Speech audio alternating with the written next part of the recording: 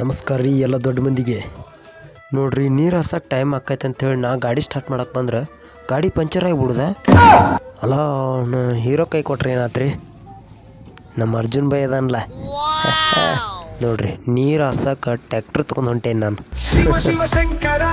ಇವನು ನಿದ್ಗಣ್ಣ ಗಾಡಿ ಹಳದಾಗ ಇಳಿಸಿದೆ ಅನ್ಕೊಂಡ್ರೆ ನೀವು.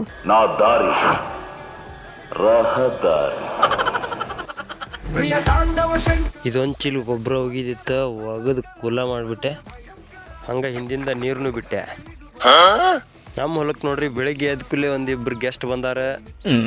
ನೀರು ಹಾಸೋದೆಲ್ಲ ಆಗಿ ಮಾಡ್ಕೊಂಡೆ ಮನೆಗೆ ಹೊಂಟೆ ನೋಡ್ರಿ. ಊಟ ಮಾಡ್ಕೊಂಡು ಮಾತಾಡಿ ವಾಪಸ್ ಹೊಲಕ್ಕೆ ಬಂದೇರಿ.